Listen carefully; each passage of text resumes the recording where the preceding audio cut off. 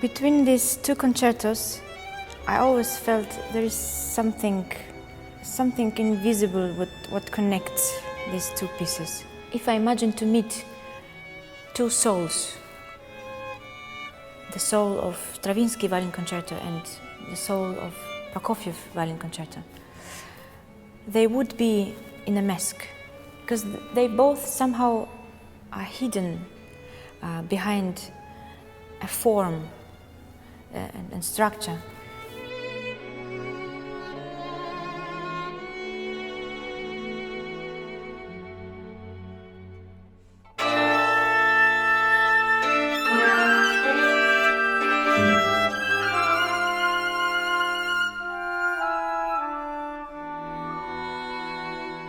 I think there is nothing comparable with this violin concerto in all repertoire of violin concertos.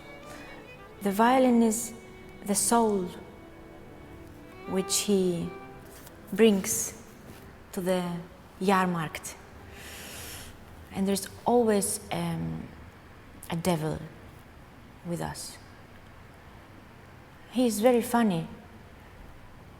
He likes to drink vodka, and he dances, and he asks us difficult questions which we can't really answer. He's very much illusionist. It's not composing, it's everything illusion. I feel in this music nothing is really true. Only the first chord is true. And maybe after this first chord, which is the beginning of every four movement in this concerto, he could write everything.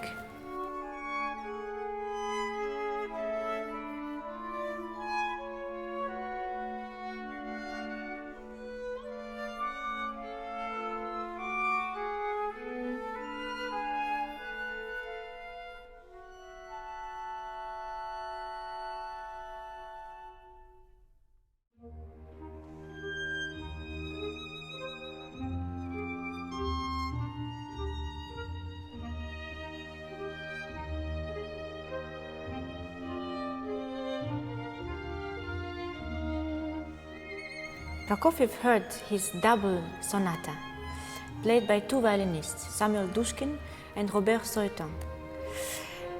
The last violinist asked Prokofiev then to write for him a concerto. Somehow, this concerto is very melancholic. I find it melancholic because it's like to say goodbye to his youth. It's like a break, crisis maybe.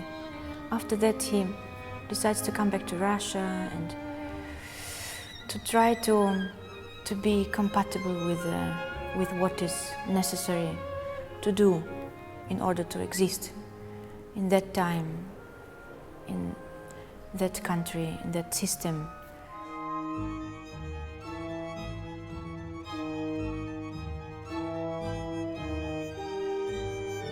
I was very impressed by the quality and commitment of the orchestra. Everybody gives his absolutely best. And I was very, very much admiring also Vladimir Jurowski, how wonderfully and profound. But I really felt we had a dialogue also with musicians. It was really life in this music.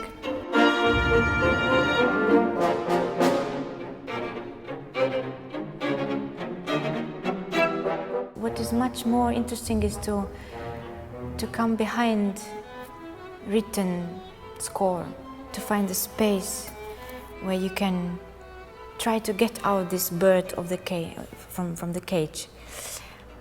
The bird is for me the soul of every piece. I mean, it's completely absurd to play all this old music at that time. I actually should play rock music and all these sounds of today. And I know that I'm actually open to do it, but somehow we are very, very closed in our small world.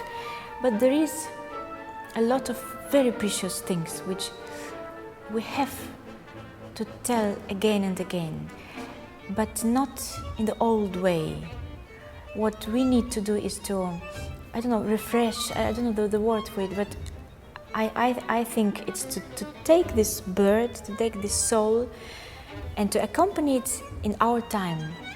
So I think this is my job actually. I accompany a soul with my soul, and then I show to this soul the time, and I show to audience, to listeners, the soul. It's like trying to find the sense of now.